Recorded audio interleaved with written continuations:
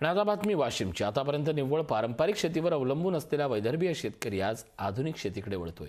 प्रयत्न, जिद्द, चिकाटी आणि मेहनतीची जोड मिळाली तर काही अशक्य नाही हे सिद्ध करून दाखवलंय वाशिम जिल्ह्यातील चांदई येथील शेतकरी सचिन ठाकरे यांनी। पारंपरिक शेतीला फाटा देत महाबळेश्वर सारख्या थंड हवेच्या ठिकाणी पिकणारी स्ट्रॉबेरी हे पीक मेहनतीच्या बळावर प्रतिकूल वातावरणात असलेल्या विदर्भातील वाशिम जिल्ह्याच्या मातीत पिकवण्याची त्यांनी किमया केली आहे। त्यांच्या या यशस्वी प्रयोगाचं सर्वत्र कौतुक होतंय।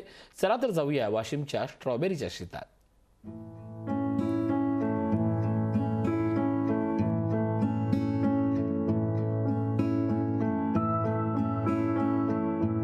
कपाशीनंतर सोयाबीन बेल्ट म्हणून ओळख असलेल्या वाशिम जिल्ह्यात पारंपरिक शेतीला फाटा देत चांदई येथील सचिन ठाकरे या युवा शेतकऱ्यानं माळरानावर प्रतिकूल वातावरणात आपल्या अर्धा एकर शेतीमध्ये स्ट्रॉबेरीची शेती फुलवून शेतकऱ्यांसमोर आदर्श ठेवलाय।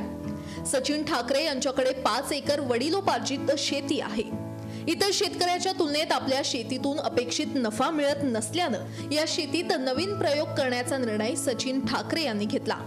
त्यांनी आपल्या मोठ्या भावाच्या मदतीनं अर्धा एकर क्षेत्रामध्ये स्ट्रॉबेरीच्या 7000 रोपांची लागवड केली। याकरता त्यांना 1 लाख रुपये खर्च आला असून वेळोवेळी तज्ञांच्या मार्गदर्शनानुसार या रोपांचं संगोपन केलं असता प्रतिकूल वातावरणात देखील त्यांचा हा प्रयोग यशस्वी झालाय।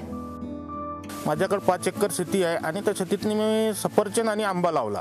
त्याला आंतरपीक म्हणून स्ट्रॉबेरी घेतलं। त्याला स्ट्रॉबेरीतनी थोडंसं चांगलं वाटलं आम्हाला। आपल्या भागात येणार नाही असं बरेचसे जण म्हणत होते, पण आम्ही नवीन त्याला प्रयोग काहीतरी नवीन लावायचं ठरवलं। त्यामुळे आता आम्ही महाबळेश्वरून रोपं लावले। त्यांचा खर्च थोडासा आला म्हणा, रोपाचा थोडासा माग। त्यामुळे आता जिल्ह्यातला पहिलाच प्रयोग आहे माझा। महाबळेश्वर इथून स्ट्रॉबेरीची रोपटी विकत आणल्यानंतर बेड पद्धतीनं लागवड करून मल्चिंगवर ड्रीपच्या माध्यमातून सिंचन केलं जातं। ऑक्टोबर महिन्यात प्रायोगिक तत्वावर लागवड केलेली स्ट्रॉबेरी नंतर 55व्या दिवशी फळाला आली आणि स्ट्रॉबेरीचा पहिला तोडा जवळपास 10 किलो निघाला आणि खर्च वगळता जवळपास स्ट्रॉबेरी शेतीमधून पुढच्या काही महिन्यात 3 लाखांचं उत्पन्न त्यांना अपेक्षित आहे।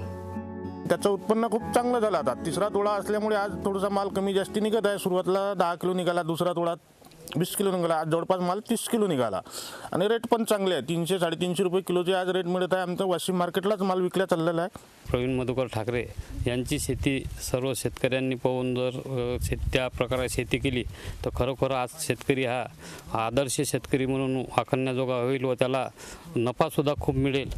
त्याच्या सर्व शेती ही फळफळावळ केलेली आहे आणि कमी पाण्यात जास्त उत्पन्न मिळणारी शेती आहे। पारंपरिक शेतीसोबतच आधुनिकतेची कास धरली आणि प्रयोगशीलता दाखवून आणि बाजारपेठेची मागणीचा विचार करून शेती केली तर शेती हे उत्पन्नाचं मोठं साधन बनू शकतं हे सचिन ठाकरे यांनी आपल्या शेतीतून दाखवून दिलंय।